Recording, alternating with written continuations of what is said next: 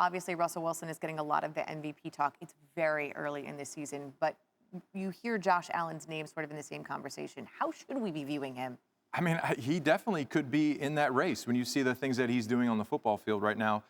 Everyone was talking about the accuracy. It was like that was the question mark. But I feel like the offseason and last year especially, he's growing as a quarterback, and he's becoming more accurate, more deadly in the pocket, which he's a big guy. He can run, he can scramble for first downs, and he can throw.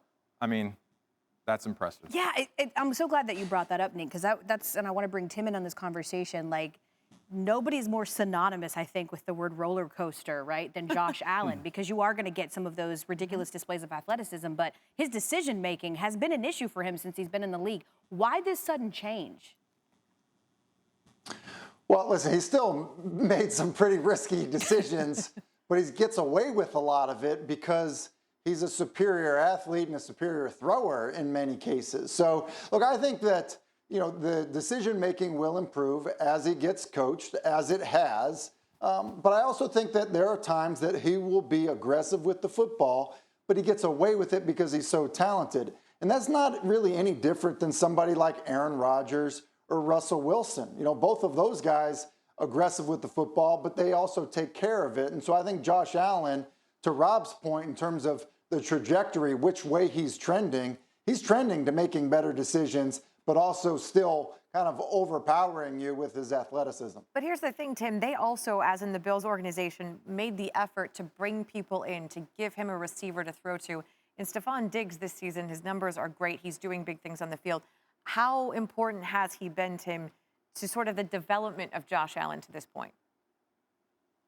Well, it's been huge. They've gotten him better pass catchers. There's no question about it. Between John Brown, Stephon Diggs, Gabriel Davis, the tight ends, you know, are very good. They're committed to running the football, and they have a very good back. And I just think in general, Sean McDermott has done a really good job with the culture in Buffalo in terms of just the type of football team that he wants to have. You know, he built it with a young quarterback with a strong, aggressive defense.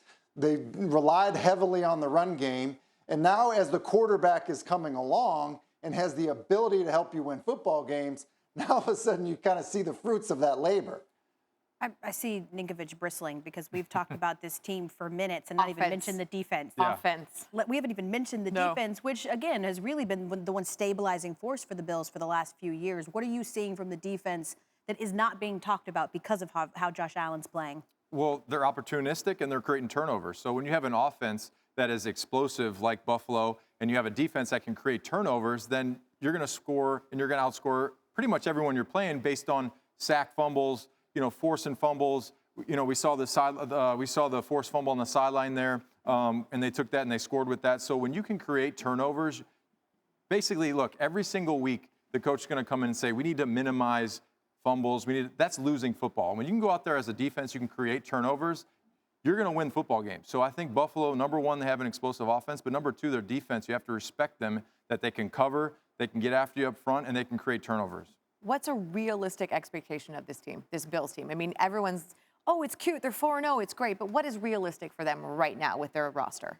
I mean, look, right now I think that they're obviously winning the division, close to winning the division. It's going to be them and the Patriots. It's going to come down to the end of the year, and I think they're playing at the end of the season where everyone's going to be watching. You're going to have to watch that game. It's going to be a must-see because of the fact that the division is going to come down to those two teams. But I think they're going to go deep into the playoffs. I don't think that they have the firepower to keep up with KC, but they're going to be close.